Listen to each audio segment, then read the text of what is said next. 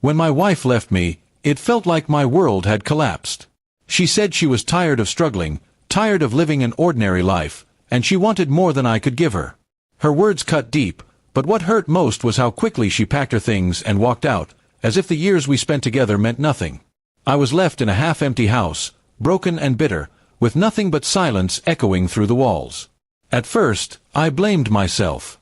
Maybe I hadn't been ambitious enough, maybe I should have worked harder, or maybe I had simply not been enough for her. Every corner of the house reminded me of her laughter, her voice, and her smile. But in those lonely nights, I realized something. She had never truly loved me. She loved the idea of a better life, and when she thought I couldn't provide it, she abandoned me without looking back. 3 months later, life changed in a way I never imagined. My uncle, a man I had only seen a handful of times growing up, passed away suddenly. I barely knew him, but I remembered his sharp eyes and quiet smile. A week after the funeral, I received a call from a lawyer. I almost didn't answer, but when I did, the words on the other end left me speechless.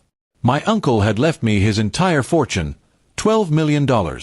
At first, I couldn't believe it. I thought there must have been some mistake. But when I sat in the lawyer's office and signed the papers, I realized it was real. The man I barely knew had trusted me with everything he had. It felt like a miracle, but it also came with a heavy weight. I had to learn how to handle money, how to protect it, and how to build a new life for myself. The news spread faster than I expected. People who had never cared about me suddenly wanted to reconnect.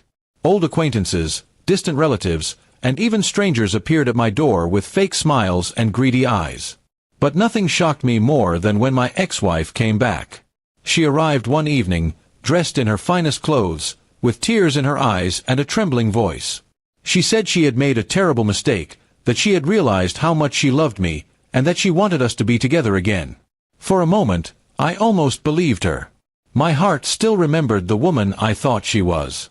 But then I saw it, the glint of calculation in her eyes, the way she looked at the new car in my driveway, and how her voice softened when she mentioned how we could build a better life now. She wasn't there for me. She was there for the money. I played along at first. I listened to her apologies, nodded at her promises, and pretended to believe her lies. She thought she had won me back, but in truth, I was setting a trap. I wanted her to show her true face, the one she had hidden behind sweet words and crocodile tears. Within days, she began making demands. She talked about moving into my house, about taking trips, and about helping me manage the inheritance.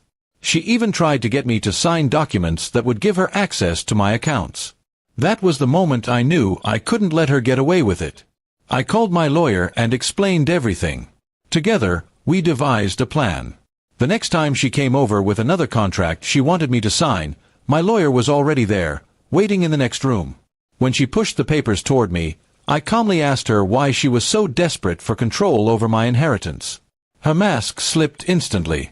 Her voice rose, her words turned sharp, and she admitted everything. She didn't care about me, only the money. My lawyer walked out at that moment, recording everything. She froze, realizing she had trapped herself with her own confession. I told her to leave and never come back. The rage on her face as she stormed out was unforgettable, but so was the weight that lifted off my shoulders. She had betrayed me twice, once by leaving me when she thought I was poor, and again by trying to steal from me when I had wealth. After she was gone, I finally began to live for myself. I invested wisely, donated to charities, and helped families who truly needed support. I surrounded myself with honest people, the kind who cared about me long before money came into my life. In time, I realized my uncle's gift wasn't just money, it was freedom. Freedom from those who only valued me for what I could give them. My wife had left me when I was at my lowest, but in doing so, she gave me the greatest gift of all, the chance to see her true nature before it was too late. I no longer felt bitter about the past. Instead, I felt stronger, wiser, and more grateful than ever. And as for my ex-wife, the last I heard, she was still chasing after men with money, never finding the happiness she once thought wealth could bring. But I had found mine, in peace, integrity, and the knowledge that no one could ever take away what I had built for myself.